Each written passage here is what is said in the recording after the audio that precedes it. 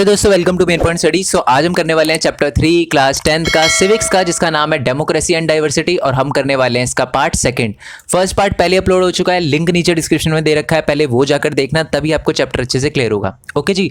और ये सेकंड और लास्ट पार्ट है, 2 पार्ट में पूरा चैप्टर क्लियर करवा दूंगा मैं। आज ये लास्ट पार्ट है और मैं आपको बता दूं, अगर आपने फर्स्ट पार्ट नहीं देखा होगा तो ये वाला पार्ट समझने में थोड़ी दिक्कत आएगी, तो मैं दोबारा बोल रहा हूँ, नहीं देखा तो पहले वो जाकर देखना। ओके जी। सो ये वाला पार्ट शुरू करने से पहले ना एक बार हम फर्स्ट पार्ट का ये वाला टॉपिक, ठीक है, overlapping and cross cutting difference, ये बच्चे कह रहे थे थोड़ा सा सर समझने में दिक्कत आई है, तो मैं एक बार दोबारा से एक्सप्लेन कर देता हूँ, ज़्यादा नहीं 1 मिनट लूँगा आपका, ठीक है। अब देखो, ओवरलैपिंग और क्रॉस कटिंग डिफरेंस क्या होता है। ओवरलैपिंग डिफरेंस होता है कि जब एक डिफरेंस हो और उसके साथ दूसरा भी डिफरेंस आ जाए, ठीक है। एग्जाम्पल देता हूँ, बहुत आसानी से क्लियर हो जाएगा। जैसे कि मान लो एग्जाम्पल लेते हैं अमेरिका का, ठीक है, यूएस का। अमेरिका में ब्लैक और वाइट थे, ठीक है। जो ब्लैक लोग थे उनके साथ रेसिज्म, डिस्क्रिमिनेशन वगैरह होता था कलर को लेके, तो एक डिफरेंस तो पहले से था ही था, ठीक है। अब उसके बाद क्या आ गया कि जो ब्लैक्स थे वो ज़्यादा गरीब थे और जो वाइट्स थे वो ज़्यादा अमीर थे, तो ये दूसरा डिफरेंस हो गया। मतलब एक डिफरेंस ब्लैक और वाइट को लेकर, कलर के नाम पे जो रेशियल डिस्क्रिमिनेशन होता था वो तो था ही था, इसके अलावा पुअर और रिच का भी डिफरेंस आ गया, तो 2 डिफरेंस हो गए ना, तो एक से ज़्यादा डिफरेंस आ गया, तो इसी को कहते हैं हम ओवरलैपिंग। मतलब एक तो था ही था, ऊपर से दूसरे ने भी ओवरलैप कर दिया, यानी दूसरा डिफरेंस भी आ गया, तो इसी को कहते हैं हम ओवरलैपिंग डिफरेंस, ठीक है। ओके जी। जैसे कि इंडिया का एग्जांपल ले लेते हैं। इंडिया के अंदर भी जैसे आपको पता ही है कि बहुत ज़्यादा डिस्क्रिमिनेशन होता था कास्ट को लेकर, कास्ट सिस्टम चलता है हमारे इंडिया के अंदर, ठीक है। तो जो दलित थे उनके साथ भेदभाव होता था पहले, अनटचेबिलिटी आपने सुना होगा, ठीक है। तो एक डिफरेंस तो ये हो गया कि उनके साथ भेदभाव होता था, कुएं से पानी निकालने दिया जाता था, मतलब उनकी कास्ट के हिसाब से उनके साथ भेदभाव होता था। ओके, ये पहला डिफरेंस हो गया। अब दूसरा डिफरेंस ये हो गया कि जो हमारे दलित से वो ज़्यादा गरीब थे, तो ये दूसरा डिफरेंस हो गया। मतलब एक डिफरेंस तो पहले से था ही था, फिर दूसरा डिफरेंस और आ गया, तो ये हो गया ओवरलैपिंग डिफरेंस का एग्जाम्पल, ठीक है। अब हम करते हैं cross cutting difference. Cross cutting difference बड़ा सिंपल है, मतलब एक ही डिफरेंस है, उसको भी दूसरा क्रॉस कट कर देता है, ठीक है। अब इसका मतलब क्या है, जैसे कि हम एग्जाम्पल लेते हैं नेदरलैंड का, ठीक है। नेदरलैंड एक कंट्री है, ठीक है। वहाँ पर है ना क्रिश्चियनिटी के 2 सेक्शन हैं, मतलब 2 टाइप के लोग रहते हैं, एक तो कैथलिक्स और प्रोटेस्टेंट, और यही इनका डिफरेंस है। मेरे कहने का मतलब कैथलिक्स और प्रोटेस्टेंट दोनों अलग अलग हैं, तो ये इनका सोशल डिफरेंस है, ठीक है। तो ये तो हो गया पहला डिफरेंस। पर अगर अमीरी और गरीबी की बात करें ना, तो उनमें कोई डिफरेंस नहीं है। जो कैथलिक्स हैं और जो प्रोटेस्टेंट है वो इक्वली ही गरीब और इक्वली ही अमीर है, मतलब सिर्फ और सिर्फ एक ही डिफरेंस है कि वो कैथलिक्स है और प्रोटेस्टेंट है, इसके अलावा उनमें कोई भी डिफरेंस नहीं है। गरीबी अमीरी का जैसे हमने अमेरिका में देखा और इंडिया के अंदर भी दलित वगैरह के साथ देखा, ऐसा नहीं है नेदरलैंड के अंदर। आई होप ये आपको समझ आ गया हो, ठीक है। जो हमारा क्रॉस कटिंग डिफरेंस होता है ना, उसमें सिर्फ एक ही डिफरेंस होता है और उसको भी क्रॉस कट कर देता है दूसरा डिफरेंस, ठीक है। मेरे कहने का मतलब एक डिफरेंस था हमारे नेदरलैंड में कि जो क्रिश्चियनिटी के थे वो 2 सेक्शन थे, एक तो कैथलिक्स, रोमन कैथलिक्स कहा जाता है जिनको, और एक थे प्रोटेस्टेंट, तो ये इनका पहला डिफरेंस हो गया। पर जो प्रॉब्लम थी गरीबी और अमीरी की, जो प्रॉब्लम थी ना, वो दोनों की दोनों इक्वली फेस कर रहे थे। तो पहला डिफरेंस तो था, बट जब गरीबी और अमीरी की बात आती थी ना, तो वो दोनों की दोनों साथ आ जाते थे, ठीक है। तो जो पहला डिफरेंस था उसको क्रॉस कट कर दिया गया दूसरे डिफरेंस ने, ठीक है। आई होप ये आपको समझ आ गया हो।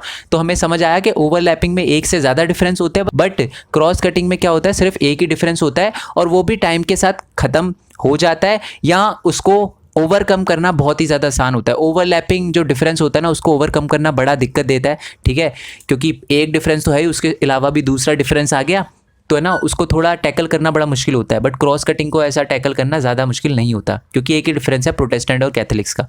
ओके जी। सो अब आते हैं हम सेकेंड पार्ट पे।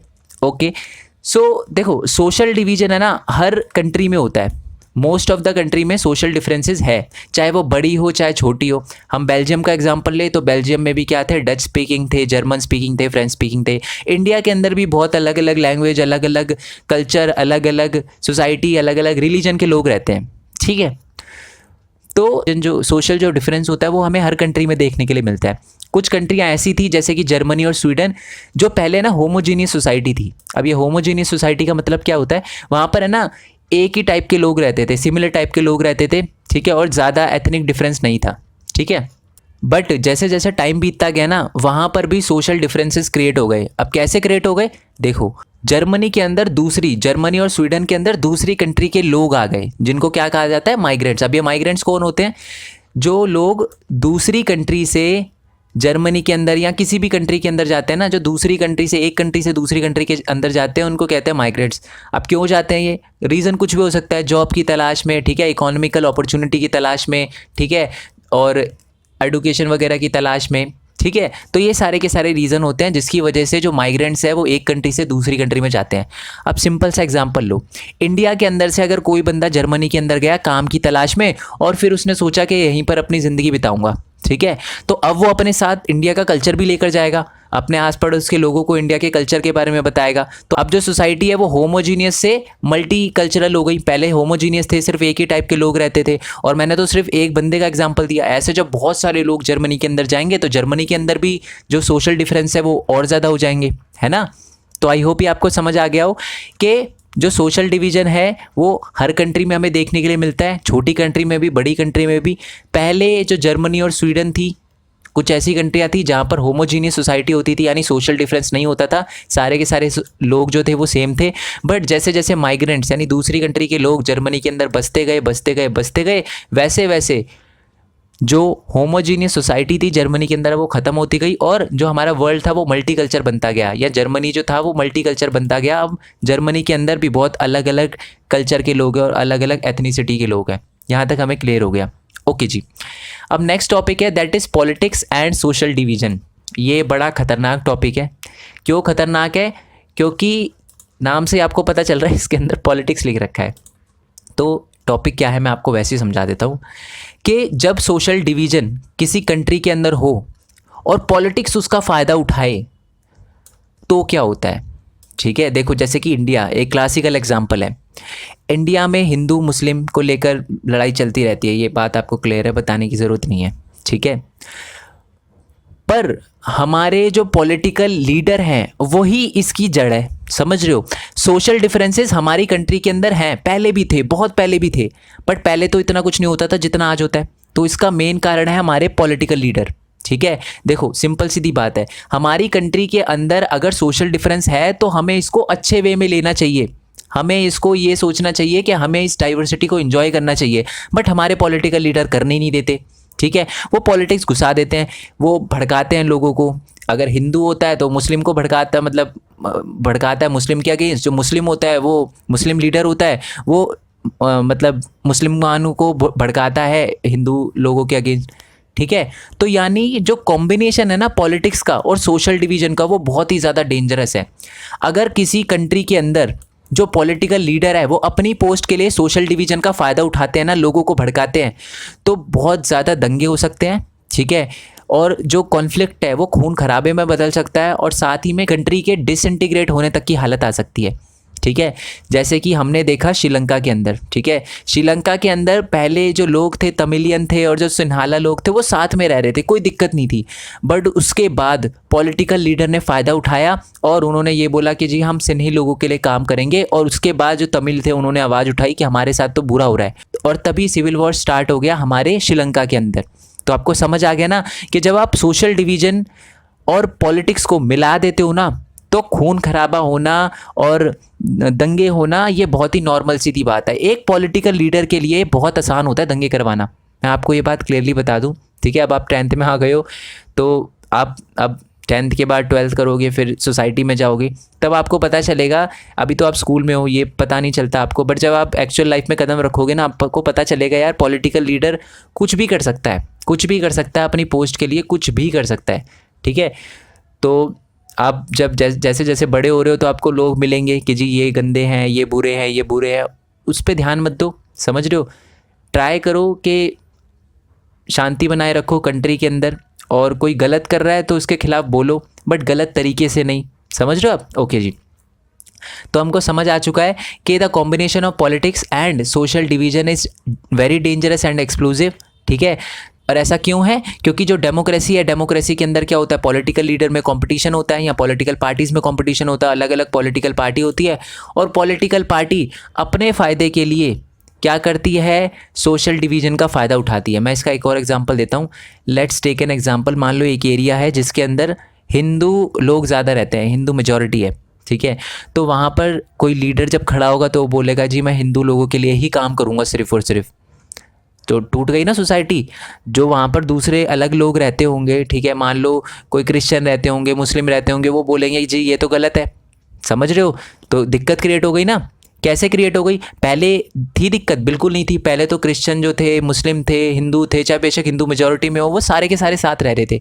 बट जैसे ही पॉलिटिकल लीडर ने बोला कि जी मैं सिर्फ हिंदू के लिए काम करूंगा, तो आवाज़ उठी, फिर खून खराबा स्टार्ट। और ऐसे ही हम दूसरा एग्जाम्पल ले, मान लो एक एरिया के अंदर मुस्लिम मेजोरिटी है, तो पॉलिटिकल लीडर खड़ा होता है कि जी मैं सिर्फ मुस्लिमों के लिए काम करूंगा, मैं हिंदू के लिए और बाकी किसी भी कम्युनिटी के लिए काम ही नहीं करूंगा। फिर दंगे स्टार्ट। पहले शांति से रह रहे थे, बट अब दंगे स्टार्ट हो जाएंगे। क्यों? क्योंकि हमारे पॉलिटिकल लीडर ने फ़ायदा उठा लिया, ठीक है, क्योंकि उसको पता है मेजोरिटी में है, वोट तो उसको मिल जाएंगे, वो जीत जाएगा, बाकी जो हो रहा है होने दो। समझ गए ना आप? तो इसीलिए जो पॉलिटिकल लीडर है वो कंपटीशन को फेस करने के लिए सोशल डिवीज़न का फ़ायदा उठाते हैं। पर ये अच्छी बात नहीं है, क्योंकि इन सोशल डिवीज़न का जब फ़ायदा उठाते हैं पॉलिटिकल पार्टी, तो क्या होता है, कभी कभार वो कॉन्फ्लिक्ट बन जाता है, कभी कभार वायलेंस होता है, और इवन कंट्री की डिसइंटीग्रेशन तक भी बात पहुंच जाती है, जैसे कि हमने श्रीलंका के अंदर देखा। श्रीलंका में बहुत सारे लोगों ने डिमांड करी कि हमें, जो तमिलियन थे उन्होंने डिमांड करी कि हमें अलग कंट्री दे दो, ठीक है। तो पहले तो सोशल डिवीज़न था, पॉलिटिकल लीडर ने फ़ायदा उठाया और सिर्फ सिन्ही लोगों के लिए काम किया, जो तमिलियन थे उनके लिए काम ही नहीं किया। अब क्या थे, जो तमिलियन थे उन्होंने आवाज़ उठाई कि हमें एक अलग कंट्री दे दो, ठीक है। आई होप ये आपको क्लियर हो गया हो। तो हमें समझ आ चुका है कि पॉलिटिक्स और सोशल डिवीज़न बहुत ही ज़्यादा खतरनाक है अगर ये दोनों साथ में आ जाए तो।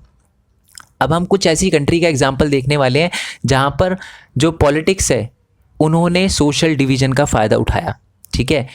तो पहला एग्जाम्पल है एक कंट्री का जिसका नाम है नदर्न आयरलैंड, ठीक है। नदर्न आयरलैंड क्या है?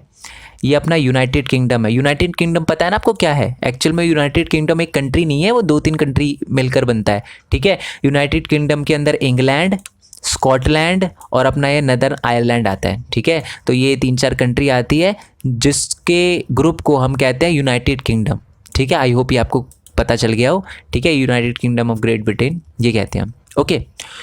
तो हमें समझ आ चुका है कि जो यूनाइटेड किंगडम है उसी का पार्ट है अपना नदर्न आयरलैंड, ठीक है। अब नदर्न आयरलैंड के बारे में हम थोड़ा सा जान लेते हैं। नदर्न आयरलैंड में 53% जो लोग हैं वो रहते हैं प्रोटेस्टेंट, ठीक है। 44% है रोमन कैथलिक्स और बाकी जो अदर है वो 3% है। 3% हो गया ना? हाँ जी, 3% हो गया, बाकी जो अदर्स है वो 3% है। तो हमें समझ आ चुका है कि जो हमारा नदर्न आयरलैंड है, ठीक है, वहाँ पर कौन से लोग ज़्यादा रहते हैं? प्रोटेस्टेंट, ठीक है। अब बिल्कुल नदर्न आयरलैंड के साथ में ही एक कंट्री है जिसका नाम है रिपब्लिक ऑफ आयरलैंड, ठीक है। तो जो रिपब्लिक ऑफ आयरलैंड है ना, वो है कैथलिक्स मेजॉरिटी, ठीक है। वहाँ पर क्या है, ज़्यादातर लोग कैथलिक्स रहते हैं। पर हमारे नदर्न आयरलैंड में कौन से लोग ज़्यादा हैं? वो प्रोटेस्टेंट ज़्यादा है 53%, और जो कैथलिक्स है वो 44% है। और यूनाइटेड किंगडम में भी प्रोटेस्टेंट ज़्यादा है। हमें समझ आ गया ना? देखो क्या समझ आया हमें कि यहाँ पर कैथलिक्स मेजॉरिटी है, यहाँ पर प्रोटेस्टेंट मेजॉरिटी है, और यहाँ पर दोनों के दोनों जो हमारे एथनिक ग्रुप है उनके लोग रहते हैं, दोनों के दोनों रिलीजन के लोग रहते हैं। अब जो हमारी नदर्न आयरलैंड के अंदर जो पॉलिटिकल पार्टीज थी, एक तो थे यूनियनिस्ट और एक थे हमारे नेशनलिस्ट, ठीक है। जो नेशनलिस्ट थे वो सपोर्ट कर रहे थे कि जी हमें रिपब्लिक ऑफ आयरलैंड के साथ मिल जाना चाहिए। वो है ना, मतलब कैथोलिक्स लोगों को बोल रहे थे कि हमें रिपब्लिक ऑफ आयरलैंड के साथ मिल जाना चाहिए, क्योंकि वहाँ पर कैथोलिक्स लोग ज़्यादा रहते हैं। तो जो हमारा आयरलैंड है उसको यूनाइट कर देना चाहिए, उसको मिला देना चाहिए, ठीक है। तो जो नेशनलिस्ट पार्टी थी वो ये बोलती थी, बट एक यूनियनिस्ट पार्टी थी वो ये बोलती थी नहीं, हमें यूनाइटेड किंगडम का ही पार्ट रहना चाहिए। और इसी के चक्कर में नदर्न आयरलैंड में हो गए दंगे। जो नेशनलिस्ट थे वो बोलते थे कि जी हमें रिपब्लिक ऑफ आयरलैंड के साथ मिल जाना चाहिए, जो प्रोटेस्टेंट थे वो बोलते थे नहीं जी हमें यूके का ही पार्ट रहना चाहिए, और दंगे स्टार्ट, खून खराबा स्टार्ट, लोगों का मरना स्टार्ट हो गया, ठीक है। उसके बाद दोनों कंट्री की आर्मी भी आपस में लड़ने लग गई, खून खराबा बहुत ज़्यादा बढ़ गया। बट फाइनली 1998 में एक ट्रीटी हुई, ठीक है, जिसमें बोल दिया गया कि जो हमारा नदर्न आयरलैंड है वो फाइनली यूनाइटेड किंगडम का ही पार्ट रहेगा, ठीक है। बट खून खराबा तो हुआ ना। तो पॉलिटिक्स जब घुस गई इस डिफरेंसेस में, देखो पहले शांति से रह रहे थे हमारे प्रोटेस्टेंट और कैथोलिक्स नदर्न आयरलैंड में, बहुत शांति से रह रहे थे। बट जब पॉलिटिकल लीडर ने बोला कि जी नहीं आयरलैंड में मिल जाओ, जी नहीं हमें यूनाइटेड किंगडम का ही पार्ट रहना चाहिए, तो खून खराबे स्टार्ट। आई होप ये आपको समझ आ गया हो। अब इसको हम रिटर्न फॉर्मेट में थोड़ा समझ लेते हैं, ठीक है। In Northern Ireland the difference between two major sector of Christianity 53% Protestant, 44% Roman Catholics और बाकी जो 3% थे वो अदर्स थे। और उसने एक पॉलिटिक्स की फॉर्म ले ली। कैसे? जो कैथोलिक्स थे वो रिप्रेजेंटेड बाय द नेशनलिस्ट, यानी एक नेशनलिस्ट पार्टी थी नदर्न आयरलैंड के अंदर। वो बोलते थे कि जी नदर्न आयरलैंड को रिपब्लिक ऑफ आयरलैंड के अंदर मिल जाना चाहिए, क्योंकि जो कैथोलिक्स है हमारे रिपब्लिक ऑफ आयरलैंड में ज़्यादा है, तो हमें जो कैथोलिक्स नदर्न आयरलैंड के उनको मिला देना चाहिए रिपब्लिक ऑफ आयरलैंड से। और जो हमारे यूनियनिस्ट थे, आयरलैंड की एक पार्टी थी यूनियनिस्ट, वो बोलते थे नहीं जी हमें ऐसा नहीं करना चाहिए, हमें पार्ट रहना चाहिए यूनाइटेड किंगडम का ही, ठीक है। और उनका साथ देते थे प्रोटेस्टेंट, ठीक है। ये हमें समझ आ गया और इसी की वजह से खून खराबा और दंगे स्टार्ट हो गए थे, ठीक है। जो यूनियनिस्ट थी और नेशनलिस्ट थे वो भी आपस में लड़ने लग गए, दोनों कंट्री की सिक्योरिटी फोर्सेस आपस में लड़ने लग गई, बहुत सारे सिविलियन मारे गए, बहुत सारे जो मिलिटेंट्स मारे गए, बहुत सारे सिक्योरिटी फोर्सेस, सारे के सारे बहुत सारे खून खराबा हुआ वहाँ पर। बट 98 में फाइनली एक पीस ट्रीटी हुई जिसमें बोला गया कि कोई भी हम आर्म स्ट्रगल का यूज़ नहीं करेगा, ठीक है, बंदूकों वगैरह का यूज़ नहीं करेगा। और फाइनली जो हमारा नदर्न आयरलैंड था उसको यूनाइटेड किंगडम का ही पार्ट रहने दिया गया, ठीक है। बट हर कंट्री की जो स्टोरी होती है उसकी हैप्पी एंडिंग नहीं होती, ठीक है। हमने देखा कि जो नदर्न आयरलैंड था वो वैसे का वैसे रहा, ठीक है, पहले भी यूके का पार्ट था, वो बाद में भी यूके का पार्ट रहा, पर हर कंट्री की हैप्पी एंडिंग नहीं होती। एक कंट्री थी जिसका नाम था यूगोस्लाविया, ठीक है। मैं थी क्यों बोल रहा हूँ, क्योंकि आज अगर आप मैप में ढूंढोगे ना तो ये कंट्री आपको कहीं नहीं मिलेगी। क्यों नहीं मिलेगी? क्योंकि वहाँ पर जो पॉलिटिकल लीडर थे उन्होंने फ़ायदा उठाया एथनिक डिफरेंसेस का, रिलीजियस डिफरेंसेस का, कल्चरल डिफरेंसेस का, और उन्होंने कंट्री को 6 अलग अलग पार्ट में बांट दिया, कंट्री को डिसइंटीग्रेट करवा दिया। तो हमें एक बात समझ आ चुकी है कि अगर एक कंट्री में सोशल डिवीज़न है तो ठीक है, बट पॉलिटिक्स को उन सोशल डिवीज़न में नहीं घुसना चाहिए, क्योंकि जब आप सोशल डिफरेंसेस में या सोशल डिवीज़न में पॉलिटिक्स को घुसा देते हो तो फिर खून खराबा होता है, ठीक है, तो फिर दंगे होते हैं और तो कंट्री डिसइंटीग्रेट भी हो सकती है, ठीक है जी। तो ये हमको हो गया बहुत अच्छे से क्लियर। ओके, अब हम पढ़ेंगे next topic that is three determinants. अब इसका मतलब क्या है? देखो, हमने ना 2 कंट्री के बारे में पढ़ा था चैप्टर नंबर 1 में, आपको अगर याद हो पावर शेयरिंग के अंदर। एक तो थी हमारी बेल्जियम और एक थी श्रीलंका, ठीक है। बेल्जियम के अंदर भी लैंग्वेज को लेकर प्रॉब्लम थी, यानी जो डच स्पीकिंग थे और फ्रेंच स्पीकिंग थे उनके बीच में प्रॉब्लम चल रही थी, ठीक है, 2 सोशल डिफरेंसेस के बीच में प्रॉब्लम चल रही थी। और सेम प्रॉब्लम थी हमारी श्रीलंका के अंदर। श्रीलंका में भी जो सिन्ही लोग थे और तमिलियन लोग थे उनके बीच में प्रॉब्लम चल रही थी, 2 लैंग्वेज के बीच में प्रॉब्लम चल रही थी, ठीक है। पर एक तरफ हमारी बेल्जियम के अंदर जो चीज़ें थी उनको शांति से सुलझा लिया गया, ठीक है, पर हमारे श्रीलंका के अंदर सिविल वॉर हो गई। ऐसा क्यों? ऐसी कौन सी चीज़ें हैं जिसको देखकर हमें ये पता चलता है कि यार इस कंट्री के अंदर अब दंगे होंगे ही होंगे सोशल डिवीज़न को लेकर? मैं जो बोल रहा हूँ आपको क्लियर हो पा रहा है, नहीं हो पा रहा?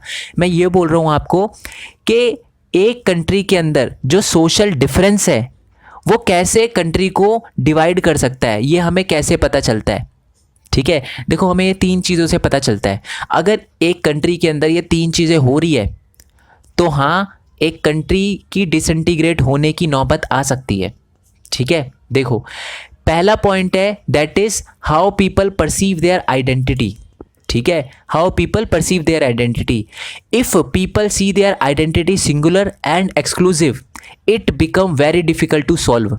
मैं आपको मतलब समझा देता हूँ इसका। जो हमारे बेल्जियम और हमारे श्रीलंका के अंदर सबसे बड़ा डिफरेंस पता है क्या था? जो बेल्जियम थे वहाँ पर भी डच स्पीकिंग और फ्रेंच स्पीकिंग के बीच में प्रॉब्लम थी। हमारे श्रीलंका के अंदर भी सिन्ही लोगों और तमिलियन लोगों के बीच में प्रॉब्लम थी। बट श्रीलंका के अंदर जो लोग थे ना वो अपने आप को एक्सक्लूसिव और अपनी आइडेंटिटी को सिंगुलर समझते थे। जो तमिलियंस होते थे ना वो अपने आप को तमिलियन समझते थे, मतलब उनको लगता था सिर्फ तमिलियन के लिए होना चाहिए। जो हमारे जो सिन्ही लोग थे वो सिर्फ सिन्ही लोगों के लिए काम करना चाहते थे, ठीक है। वो अपने आप को एक श्रीलंकन नहीं समझते थे। बट अगर मैं बात करूं जो हमारे बेल्जियम के लोग थे, चाहे वो डच स्पीकिंग हो फ्रेंच स्पीकिंग हो, वो अपने आप को एक समझते थे। उनको लगता था लैंग्वेज बाद में है, कंट्री फर्स्ट, ठीक है। मतलब वो अपने आप को एक समझते थे। जैसे कि इंडिया का एग्जाम्पल लेते हैं। इंडिया में भी देखो, एक बात तो आपको माननी पड़ेगी, चाहे हिंदू हो, मुसलमान हो, सिख हो, क्रिश्चियन हो, कोई भी हो, जब कंट्री की बात आती है ना तो कंट्री फर्स्ट, नेशन फर्स्ट, ठीक है। उनके लिए तब धर्म इतना इम्पोर्टेंट नहीं रखता जब कंट्री की बात आती है, चाहे वो हिंदू हो, चाहे मुसलमान हो, चाहे सिख हो, चाहे ईसाई हो, चाहे क्रिश्चियन हो, जैन हो, बुद्धिस्ट हो, कोई भी हो हमारे इंडिया के अंदर। जब कंट्री की बात आती है ना, तो सारे के सारे सामने खड़े हुए मिलते हैं। उस टाइम वो सारे के सारे अपना रिलीजन भूल जाते हैं, ठीक है। बट जब लोग अपनी आइडेंटिटी को सिंगुलर समझने लग जाएं, ठीक है, तब प्रॉब्लम बढ़ जाती है। समझ रहे हो? जैसे कि श्रीलंका के अंदर जो तमिलियन थे वो अपने आप को तमिलियन ही समझने लग गए, जो हमारे सिन्ही लोग थे वो अपने आप को सिन्ही ही समझने लग गए, यानी उन्होंने श्रीलंका के बारे में सोचा ही नहीं। अगर वो अपने आप को एज ए श्रीलंकन समझते, एक सिंगुलर आइडेंटिटी ना समझकर एक नेशनल आइडेंटिटी की तरह देखते, तो कभी भी ऐसी प्रॉब्लम नहीं आती, ठीक है। तो हमें समझ आ गया ना। तो सबसे पहला डिटर्मिनेंट्स ये है कि लोग अपने आप को कैसे परसीव करते हैं। अगर लोग अपने आप को सिंगुलर आइडेंटिटी देखते हैं तो वो प्रॉब्लम है, ठीक है। तो फिर सोशल डिवीजन भी हो सकता है और कंट्री के डिसइंटीग्रेट होने की नौबत भी आ सकती है, ठीक है। इसी का एग्जांपल देखो, नदर्न आयरलैंड है, ठीक है। नदर्न आयरलैंड में क्या था कि जो कैथोलिक्स थे और प्रोटेस्टेंट थे वो अपने आप को अलग अलग समझ रहे थे। जो कैथोलिक्स थे उनको लग रहा था कि यार हमें आयरलैंड के साथ मिल जाना चाहिए, रिपब्लिक ऑफ आयरलैंड के साथ मिल जाना चाहिए, और जो प्रोटेस्टेंट थे वो बोलते थे कि जी यूके का ही पार्ट रहना चाहिए। तो उन्होंने अपने आप को एक नदर्न आयरलैंड का हिस्सा नहीं समझा, उन्होंने अपने आप को अलग अलग समझा और इसी की वजह से खून खराबा हो गया। बट बेल्जियम के अंदर ऐसा नहीं हुआ, क्योंकि जो बेल्जियंस थे, बेल्जियंस मतलब जो बेल्जियम के अंदर लोग थे, उन्होंने बोला कि हम सब बेल्जियन हैं, हम German speaking, French speaking, Dutch speaking बाद में हैं, हम अभी क्या है, बेल्जियन है। हमें एक आइडेंटिटी की तरह एक साथ रह के चीज़ों का सामना करना है और एक साथ रहकर अपनी प्रॉब्लम को सॉल्व करना है, ठीक है। तो लोग अपने आप को कैसे परसीव करते हैं उससे ही हमें पता चल जाता है कि इस कंट्री का फ्यूचर क्या रहने वाला है, ठीक है। अगर अपने आप को नेशनल आइडेंटिटी की तरह समझते हैं, कंट्री के साथ समझते हैं, तो कभी भी कुछ नहीं होगा उस कंट्री को। बट अगर वो अपने आप को अलग समझते हैं, एक्सक्लूसिव और सिंगुलर समझते हैं, तो कंट्री डिसइंटीग्रेट हो सकती है, ठीक है। आई होप ये आपको समझ आ चुका हो। नेक्स्ट है, दैट इज़ जो नेक्स्ट डिटर्मिनेंट्स है, ठीक है। Second, outcomes depend on how political leader raise the demand of any community. It is easier to accommodate demands that are within the constitutional framework and are not at the cost of another community. ठीक है। Second ये है कि political leaders कैसी demand raise करते हैं। देखो जैसे कि मैं एग्जांपल देता हूँ, श्रीलंका का एग्जांपल लेते हैं। श्रीलंका के अंदर मान लो एक जगह है जहाँ पर एक तमिलियन का स्कूल है, ठीक है, जहाँ पर तमिल लैंग्वेज ही सिखाई जाती है। अब एक जो आपका सिन्ही पॉलिटिकल लीडर है ना, वो ये बोलता है जी इस तमिल स्कूल को तोड़ो और यहाँ पर हम एक सिन्ही लैंग्वेज का स्कूल बनाएंगे। अब ये दिक्कत है ना, देखो वो चाहता तो ये बोल सकता था जी यहाँ पर सिन्ही लैंग्वेज भी सिखाओ, बट उसने बोला जी तमिलियन स्कूल को तोड़ो और हम यहाँ पर एक सिन्ही स्कूल बनाएंगे। प्रॉब्लम क्रिएट हो गई, नहीं हो गई? तो यानी पॉलिटिकल लीडर कैसी डिमांड उठाते हैं ये भी बहुत ज़्यादा इंपॉर्टेंट है। अगर वो ऐसी डिमांड उठाते हैं जो अच्छी है, जो कि कॉन्स्टिट्यूशन के अंदर अंदर है। देखो आपको पता है ना, जो श्रीलंका है वहाँ पर भी कॉन्स्टिट्यूशन था, वहाँ पर भी बोला गया था जी भेदभाव नहीं होना चाहिए लैंग्वेज के बेसिस पे, बट वहाँ पर हुआ, ठीक है। सिन्ही लोगों ने क्या किया, भेदभाव किया तमिलियन लोगों के साथ, ठीक है। उन्होंने तमिलियन लोगों को अलग समझा, ठीक है, उनकी डिमांड को बिल्कुल नहीं समझा। पॉलिटिकल लीडर ने भी सिर्फ और सिर्फ सिन्ही लोगों के बारे में ही सोचा। उन्होंने बोला जी सारे के सारे जो तमिलियन जो स्कूल है वो छोड़ो, तमिलियन लोगों को जॉब वगैरह में और उनके बच्चों को स्कूल वगैरह में कोई एडमिशन नहीं देना, ठीक है। उन्होंने ऐसी ऐसी डिमांड उठाई, ठीक है, और वहाँ से ही प्रॉब्लम क्रिएट होना स्टार्ट हो गई, ठीक है। तो अगर आप सिर्फ और सिर्फ एक कम्युनिटी के बारे में डिमांड उठाते हो, यानी अगर कोई पॉलिटिकल लीडर सिर्फ और सिर्फ एक कम्युनिटी के बारे में डिमांड उठाता है, डिमांड उठाना बुरी बात नहीं है, बट अगर वो ये बोलता है कि जी एक कम्युनिटी का ही भला हो और दूसरी का भला ना हो। देखो अगर जो सिन्ही लोग हैं वो ये बोलते हैं कि जी नहीं हमें सिन्ही लैंग्वेज को भी प्रमोट करना चाहिए, साथ में तमिलियन लैंग्वेज को भी प्रमोट करना चाहिए, तब ऐसी प्रॉब्लम नहीं आती। बट उन्होंने बोला कि सिर्फ सिन्ही लोगों को ही प्रमोट करना चाहिए, उनकी लैंग्वेज को ही प्रमोट करना चाहिए, उनकी भाषा के लोगों को ही स्कूल और कॉलेज में एडमिशन मिलना चाहिए, तो प्रॉब्लम बढ़ गई, ठीक है जी। समझ आ गया आपको? तो कैसे पॉलिटिकल लीडर्स डिमांड उठाते हैं ये भी डिटर्मिनेंट्स है, हमें पता चल जाता है इसको देखकर भी कि फ्यूचर क्या रहने वाला है कंट्री का, ठीक है। हमने देखा कि श्रीलंका में क्या हुआ, जो सिन्ही लोग थे वो सिर्फ ओनली सिन्हाला कम्युनिटी के बारे में सोचते थे, उन्होंने तमिलों को बिल्कुल डिसइंटीग्रेट कर दिया। जो जॉब तमिलों को देनी चाहिए थी वो उन्होंने जानबूझकर सिन्हाला लोगों को दी। जो स्कूल में तमिलियन लैंग्वेज सिखाते थे उसको हटाकर सिंधी लैंग्वेज को सिखाया गया। तो यानी उन्होंने अच्छा तो किया सिन्हाला लोगों के लिए, बट उन्होंने cost of the interest and identity of Tamil community के, मतलब उन्होंने अच्छा तो किया सिन्हाला लोगों के लिए, बट जो तमिल कम्युनिटी थी श्रीलंका के अंदर, उनको इसका प्राइस टैग चुकाना पड़ा, उनको अपने स्कूल तोड़वाने पड़े, अपने बच्चों के लिए सेक्रीफाइस करना पड़ा, और वो एक बहुत बड़ी प्रॉब्लम बन गया। ठीक है, तो जो तीसरा डिटर्मिनेंट्स है जिसको देखकर हमें पता चलता है कि कंट्री का फ्यूचर क्या रहने वाला है, that is how the government react to the demand of different groups. ठीक है, अगर गवर्नमेंट अलग अलग ग्रुप्स की डिमांड सुनती है, अगर उनकी अच्छी डिमांड को फुलफिल करती है, माइनॉरिटी के बारे में सोचती है, तो कुछ नहीं होगा। बट अगर वो एक कंट्री के माइनॉरिटी के बारे में बिल्कुल नहीं सोचती, ठीक है, और उनकी डिमांड्स को बिल्कुल दरकिनार कर देती है, तो कंट्री जो है वो बिल्कुल ही हाशिए पे खड़ी हो जाएगी और उसका डिसइंटीग्रेट हो सकता है। ठीक है, जैसे कि हमने श्रीलंका का एग्जांपल देखा। श्रीलंका के अंदर जो गवर्नमेंट है वो बिल्कुल ही अपनी मर्जी चला रही थी, वो सिर्फ और सिर्फ सिन्हाला लोगों के लिए काम कर रही थी, और जो श्रीलंकन तमिल्स है उनको बिल्कुल उन्होंने दरकिनार कर दिया था, उनकी डिमांड को पूरा ही नहीं कर रही थी। ठीक है, उनकी डिमांड को दबा रही थी। ठीक है, जो कि कंट्री की यूनिटी के लिए बिल्कुल अच्छा नहीं था। ठीक है, अब बहुत सारे लोगों ने, श्रीलंकन तमिलों ने कंट्री के खिलाफ आवाज़ उठाना शुरू कर दिया था, और यही एक कंट्री के लिए डिसइंटीग्रेशन का कारण बन सकता है। ठीक है, जब गवर्नमेंट भी लोगों की डिमांड को, अलग अलग जो ग्रुप्स हैं उनकी डिमांड्स को जब नहीं सुनती इक्वली, तो वो भी डिफरेंस एक क्रिएट हो जाता है और फिर वो कंट्री डिसइंटीग्रेट हो सकती है। ठीक है जी, आई होप ये तीनों के तीनों आपको पॉइंट समझ आ गए हो। एक बार दोबारा से बता देता हूँ, जो टॉपिक है ना वो ये है कि 3 डिटर्मिनेंट्स, यानी ऐसी कौन सी 3 चीज़ें हैं जिनको देखकर हम बता सकते हैं कि कंट्री डिसइंटीग्रेट होगी या नहीं होगी। पहला है कि how people perceive their identity, अगर वो अपनी आइडेंटिटी को कंट्री की आइडेंटिटी के साथ देखते हैं, मतलब वो सोचते हैं कि जी नहीं, मैं तमिलियन या सिन्हाला बाद में हूँ, मैं पहले एक श्रीलंकन हूँ, तो कुछ नहीं होगा। बट अगर वो अपने आप को तमिलियन या सिन्हाला लोग समझते हैं तो फिर दिक्कत आएगी, समझ रहे हो।